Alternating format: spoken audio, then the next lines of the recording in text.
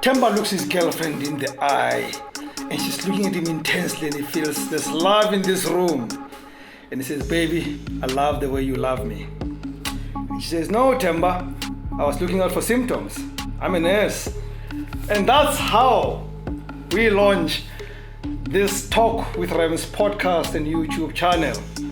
Thank you very much for joining us. My name is Rems Mabote. And I couldn't be happier to start this with a maestro, somebody I've held in highest esteem from day one. He came in at number 7 in the Forbes list of 30 under 30 dynamic young people in 2017.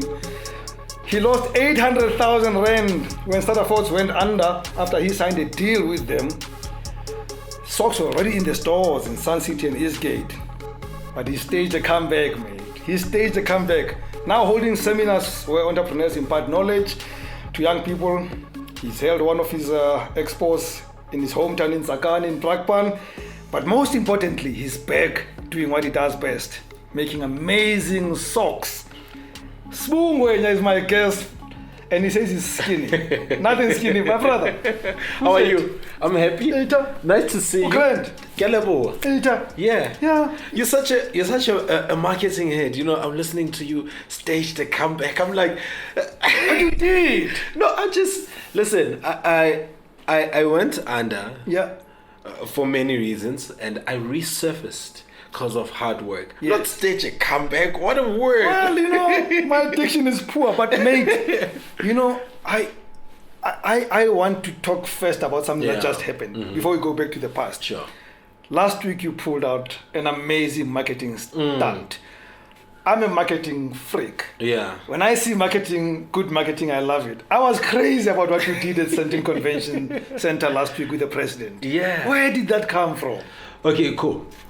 Please bear with me. Yeah. When I'm gonna keep on going back to the psychology of being an entrepreneur and how I function in the background. You know, I'm hungry, Maluma. I'm hungry. I'm hungry for the next level. Yeah.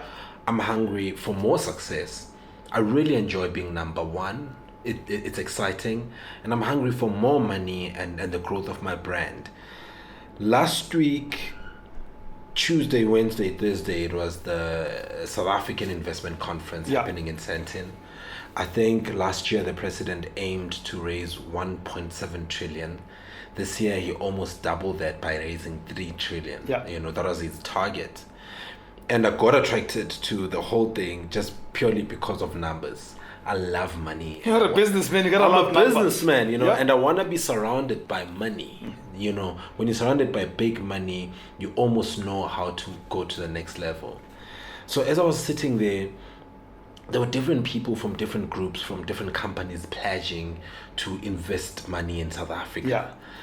And I'm like, guy, man, this is not going to be an instant thing. You know, these people are pledging to invest money in the year 2020 going forward. What am I going to get today for coming here today? Yeah. I need to be getting some money from the president or somebody. I went up to, so they were sitting in a very secluded place, closer to the stage, and were sitting right at the back. It was the president. Right next to the president was Minister Patel. Yeah. And I'm like, maybe the minister could address my issues more because it's in trade and industry. I found my way in there. I spoke to the minister while the president is left to go on stage. And I was sitting there, I was sitting on the president's seat. I didn't know you can do that. The security Protocol does not allow that. I'm hungry. There's no observation. A hungry stomach knows no rules. A hungry stomach knows no rules. So the security taps me, is like, hey, you can't sit there. And I quickly speak to the minister. It's like, okay, cool. We can't talk at this juncture. Let's talk later. And a couple of minutes later, it's break time. The president is supposed to go to media room right now. And I think people bomb rushed him. I think something like 10 to 15 minutes. I tried to also get closer to the president for something like 2 times. And as I was standing there, I'm like, you know what, you need to find something that's going to set you apart, that's going to get the president's attention, because there's just tons of people around him right now. And I can see the security speaking, And I'm like, you know what, they're probably gonna use that door. Let me take a chance. They might use it, they might not use it. And I went to the kitchen, the back door, and I waited for the president there. And as he came out, I was like, Mr. Ramaphosa, can I introduce you to South Africa's #1 sock brand, Skinny Sbu Socks? And from then, I don't remember what happened because I lost the speech that I prepared for him. Yeah. I just reality kept hit you on, right. yeah, I just kept on rumbling whatever I could say, and lucky enough, it was captured on camera. As a marketing head, I knew what that small, it was 30 seconds. 30 seconds at most, yeah. 37 seconds. I knew what that moment was going to do for my brand, Yes. and it certainly changed how Skinny Sbu Socks. That was amazing. I was crazy. I said, that's my boy. Yeah. I loved this. Sure. You know, so something else happened. Mm-hmm. Something else happened, and I'm going to hold on to this as we talk. Sure. You know, you started this brand. Yeah. You wanted to just make socks. I mean, your dream was to make socks and hopefully make money out of it. Yeah. But it went viral in a short space of time. It was crazy. I mean, everybody spoke about Skinny Sbu Skinny Socks. Sbu Socks in a short space of time. In a short space of time, you know what? I think it's a merit of things that really made the brand what it was in a very short space of time. I have a media background. I came to Johannesburg, leaving home to pursue my dream of being an actor and a broadcaster and stuff. I'm sorry. So already when I started the sock brand in 2013, I had been on the streets trying to build a name in the media space. So I had a couple of people backing me already when I was going in. 6 months starting the brand, my mentor at the time was Dumisho Masha, Yeah. helping me to navigate the acting space. So he was like, let me be your brand ambassador. Global brands are using well-known personalities to put their brands out there. So I'm already brand ambassador for Peroni, I'm with Top Billing, I'm with The Wild. So that's going to do wonders for a brand, and it certainly did that. A year after starting my brand, I started my brand in April 2013. In April 2014, CNN heard about this tall, skinny guy who's selling socks somewhere in Johannesburg. They flew 18 hours to come and cover my story. And they captured my story, and suddenly my story was blasted across the world. All over the world. All over the world. Suddenly guys in China and part of the world saw you before we saw you. part of the world saw me. The world introduced you when to it was us. broadcast, when CNN broadcast that whole 3-minute feature, a Nigerian friend of mine called me. He's like, "Hey, I'm seeing you on CNN. Man, you're big now, you know." And from then it just went viral. And he keeps his phone on in studio. I'm sorry. And I I'm told sorry. him much earlier to keep the phone off, but well, you know what you know. Let me put it, I'm putting it on flight mode. Sbu, it went well. Then it went terrible. What happened? Listen, you come to Joburg, you haven't prepared for this success. I thought I was gonna be what I became in 4 years. I thought it was gonna happen in a 10-year space, you know. I started my brand when I was 21 years old. I was on CNN when I was 22, and when I was 24, I was already a millionaire. And I did everything that a young man could do with money and that amount of fame that I had at the time. Yeah. But also outside how I conducted my personal life, I made some terrible business decisions. Some terrible, and it wasn't major business decisions. It was small things such as comparing 3 coats when you're buying something. Such a small, mundane thing, but it changes the game. Completely. You know, especially in the product space. Especially in the product space, I outsource manufacturing. I outsource manufacturing of the packaging and a lot of things. I just went with the first price, and the psychology was that if they're charging me a premium, that means that particular service is good. You know, I never asked for samples. I never checked for this. I never did the small things that eventually contribute when you are buying larger quantities. Yes. I left my business in the hands of my employees. I never took care of it, especially when the money started coming in. You know, I was never really involved in the business and the day-to-day of Skinny Sbu Socks. Didn't take care of the till, man. I didn't. Your hand was not in the till. Nah, man. As long as I'm meeting my targets, I was happy.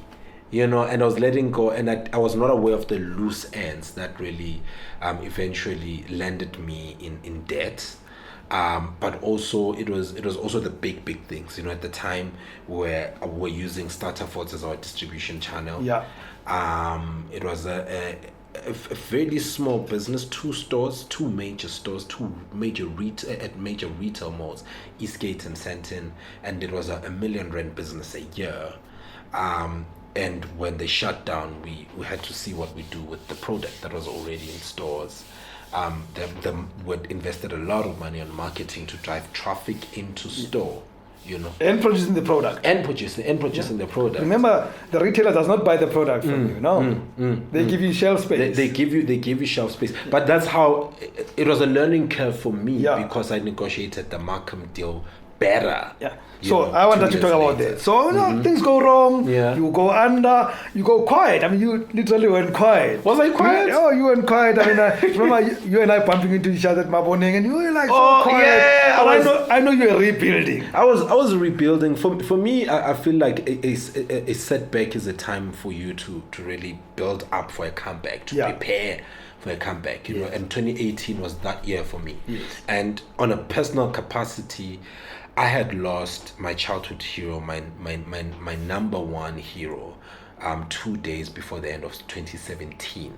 So 2 days before the start of 2018, I lost my grandmother. I started the year on a bad note. 30 days after that, I was involved in a fatal car accident that left my neck, head, and spine like shattered. So that means that for 5 months of 2018, I couldn't move. I was in bed for 5 months. So that means that I can't make money for 5 months. But lucky enough, I had already negotiated a Markham deal in 2017, and the money had started rolling in, but I couldn't make the full potential money in other avenues where I make money. So I really started 2018 on a wrong footing, and just the past also caught up with me, and the debts and things like that, and I ended up on a huge meltdown around September last year. Yeah. Yeah. And then the F&B Run Your City came in. Yeah. I mean, that for me, when it happened, I said the boy is back. Well, for me, a comeback for me really was in December of 2017, when I looked at my life, I looked at my lifestyle, and trying to live in my former glory, and I said, let me go back home, and I went back home in a taxi. So I posted on my page that one of the best gifts you can give yourself is to go back home. A break. Kill the ego. Go back home. Give yourself just a cut break, down that 10,000 rand rental or mortgage or whatever it is. Yeah, just go back home. And I went back home, and I literally started building from zero, from a taxi, a whole Skinny Sbu, people asking for pictures in the taxi. That whole day, I went back home, man, and I found my mom with her open arms, my cousins, my aunts, and I started regaining my confidence, because I had been told by Twitter and the world that I'm arrogant, I'm not teachable, if I happen to make money again, I'm gonna lose it. Like I moved from this super confident guy who's well on his way to success to just not believing in myself. Well, bad news. How many stores are we talking about, Markham, now? Bad news to those who said you're not going to make it again. We're talking about 30 locations, 30 locations now, the country, and that's major. And my life changed. F&B is actually it's one of our few corporate deals, but it's one of the few deals that was made public. Okay. Previously, we've done socks for Capitec staff members throughout the country. Yeah. We've done a lot of work for something like 2 years with APSA. We did Savannah Premium Cider. So we did a lot of corporate deals before, but we never made them known to the public because we thought it was going to hurt the fashion aspect of the sock brand. So we didn't want to be known as almost like overall. Yeah, we don't want to be known as overalls. We didn't want to be known as that. But with F&B, it was the right time, because now the fashion sock brand was now known, and we have partnered with Africa's largest retailer, Markham and TFG. So it was the right time for us to say, listen guys, we also have this other business that does this. So F&B was a great launchpad for us. It was a great deal.